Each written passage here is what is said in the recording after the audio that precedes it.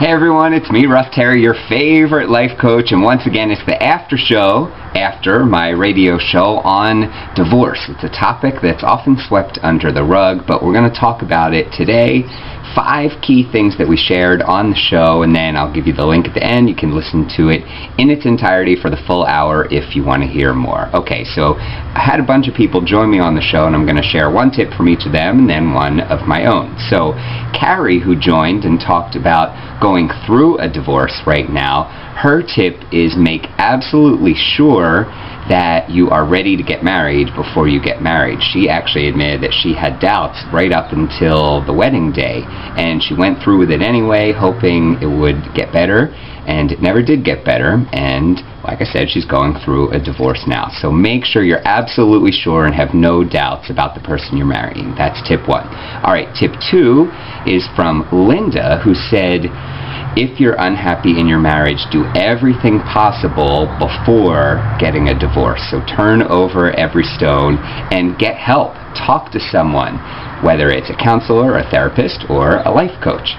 And she actually says that by talking to someone, she learns so much about herself, because counselors, therapists, life coaches, we make you figure it out on your own. We're not going to tell you the answers. Alright, tip number 3 is from somebody who's going to remain anonymous because she actually considered divorce but stayed in her marriage. We'll call her Mary. And Mary says that often when you are contemplating divorce, especially if there's somebody else involved that you're interested in, for that someone else, you create this perfect image for them that, of course, that person beats out your current spouse, and you focus on the negatives of that spouse.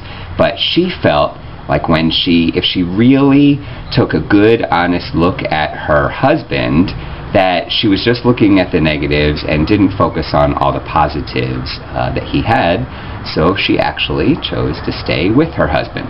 Alright, tip 4 is from matrimony and divorce attorney Carrie Rinker, and she says if you do get a divorce, do not get the kids involved. That's something that happens, and it's obviously not good at all. And there's actually a law, she says, in many states called parental alienation that basically says you can't alienate the other parent. It's kind of self-explanatory, either by bad-mouthing the other parent in front of the kid or by not allowing the other parent to see their kid when they're, according to the agreement, supposed to see their kid. So parental alienation, don't get the kids involved. That's tip 4.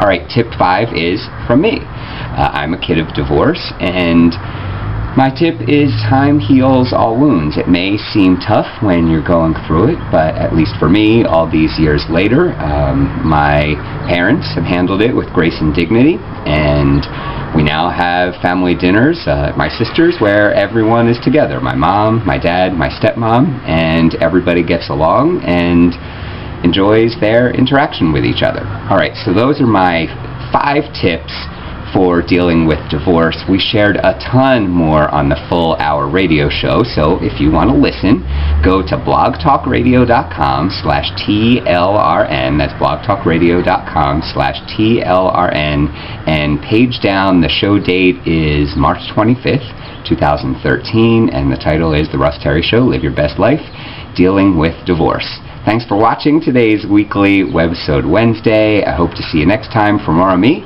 go to my website, RussTerryLifeCoach.com, or follow me on Twitter, rterrylifecoach. That's rterrylifecoach. Thanks again for watching, and I'll see you next time.